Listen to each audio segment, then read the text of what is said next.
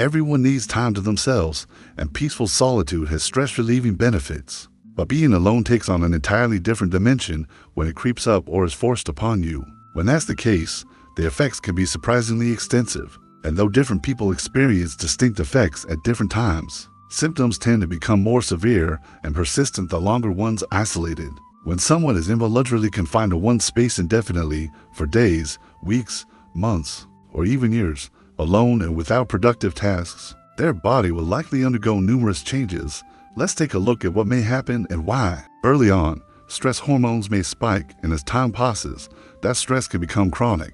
Social interactions and meaningful activities are essential for emotional stability. This may be because they provide us with what researchers call social reality testing, a sort of sounding board where we can gauge how rational our perceptions are. So, when someone's deprived of those kinds of communication and tasks, their sense of identity and reality becomes threatened. Their thoughts spiral and their impulses take the reins, setting the stage for depression, obsessions, suicidal ideation, and, for some, delusions and hallucinations. Over time, this prolonged agitation can cause the brain's limbic system, which regulates fear and stress, to become especially responsive and hyperactive. Meanwhile, the prefrontal cortex, the brain's hub for reasoning and moral judgment, may shrink, impairing one's focus, memory, and cognition. Overall, the balance shifts from rational thinking towards emotionality, and as someone remains in this state, the imbalance becomes ingrained, making them more prone to bouts of anxiety, rage, and irrational actions. Isolation will also affect other parts of the person's health. They may lose sense of time and have difficulties sleeping. They're more likely to experience heart palpitations, headaches, dizziness, and hypersensitivity. And they may also lose weight because of stress-induced digestive issues and poor appetite.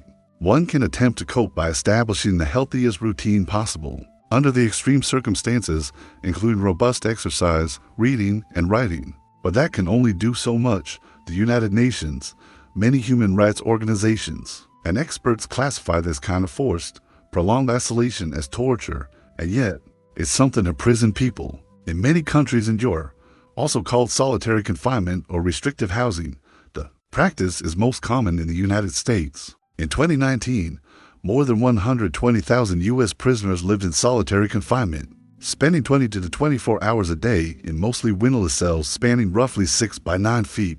Quaker groups introduced solitary confinement to U.S. prisons in the late 1700s as an alternative to corporal punishment, believing it could bring about reflection and penitence, hence penitentiary. But the practice quickly faced criticism from public figures all the way to the Supreme Court. Charles Dickens, for one, condemned solitary confinement as worse than any torture of the body. Its use dwindled, but then, in the 1980s, alongside more punitive, tough-on-crime laws, U.S. prison populations skyrocketed. As prisons grew crowded, incidences of protests, rebellions, and violence grew, and prison authorities increasingly used solitary confinement to maintain control. Many people have been placed in solitary confinement for minor, nonviolent infractions, like talking back to prison guards. And solitary confinement is harmful to everyone, but many who've experienced it have pre-existing mental health disorders, which it only exacerbates. Solitary confinement also seems to have lasting effects that make readjusting to life outside of a cell difficult. People who have gone through solitary confinement are 3 times more likely to show signs of post-traumatic stress disorder, and they commonly report experiencing shifts in their personalities, increased anxiety and paranoia in otherwise ordinary situations, and difficulty concentrating and connecting with others. Some states have restricted the use of solitary confinement in cases involving serious mental illness, children, or pregnancy, and some have adopted 15 or 20-day limits for everyone.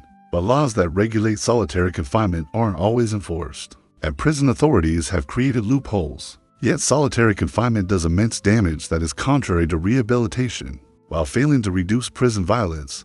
Meanwhile, other countries have centered more humane approaches.